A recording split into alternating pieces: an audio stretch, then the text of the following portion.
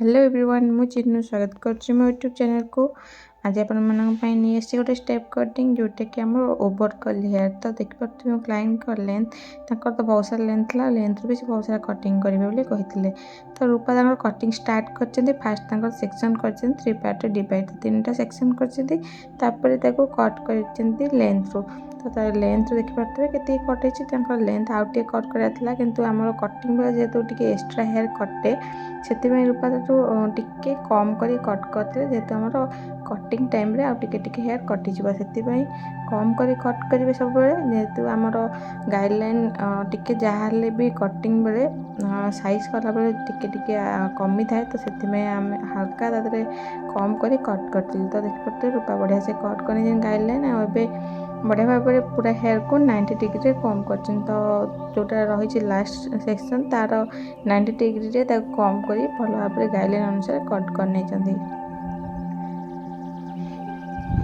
तो देखिए बढ़िया भाव में कट हो जाए। तो जहाँ लास्ट सेक्शन था से सब तलू खसी जाइए अलरेडी ता सेक्शन अनुसार से कट हो जाए। तो आम आउ टे ऊपर कम करवा 130 डिग्री और बस नहीं कट कर नवा। तो देखिए बढ़िया भाव में आम कटिंग हो गला। तो बढ़िया भाव में कटिंग पूरा फिनिश हो जाए। तो देखिए आम फास्ट स्टेप रेडी जाए। तो सेकेंड स्टेप्टा बढ़िया भाव में आम कट कर नवा सेम टेक्निक रे।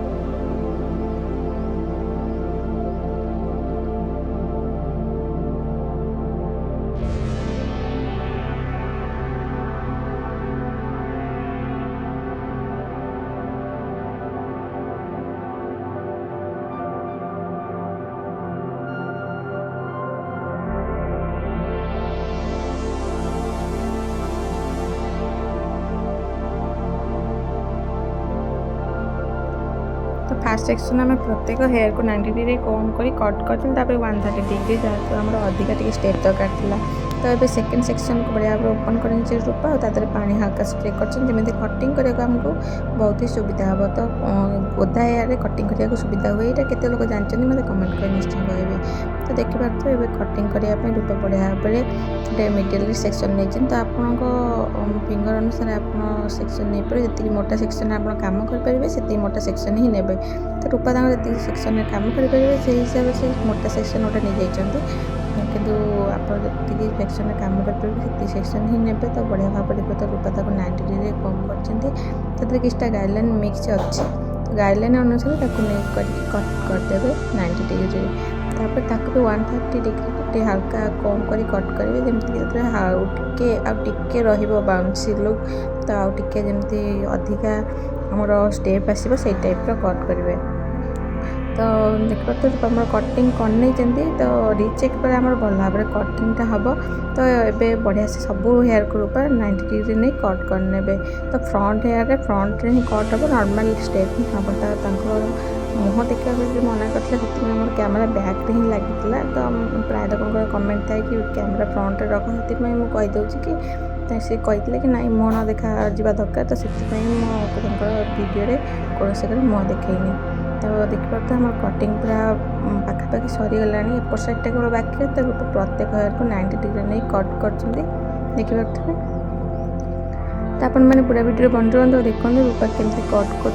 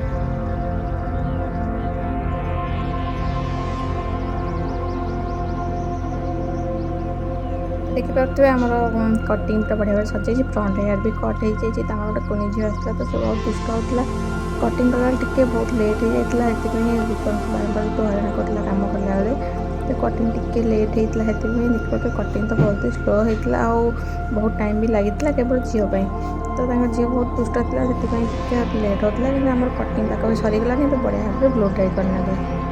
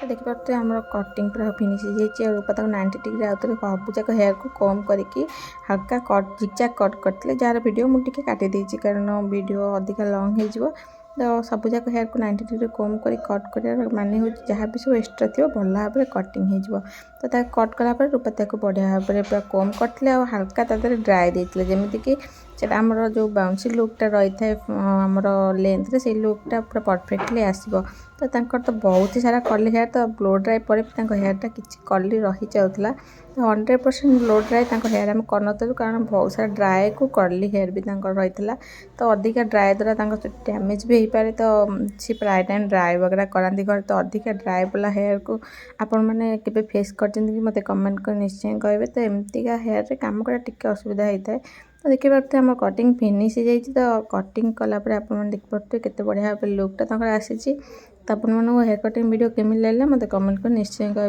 भल लगे तो लाइक करने कमेंट कर कहे कटिंगटा केमी लगे यदि मो चैनल नुआ अच्छा मो चैनल को सब्सक्राइब करने रोचे नमस्कार देख नुआ वीडियो रे।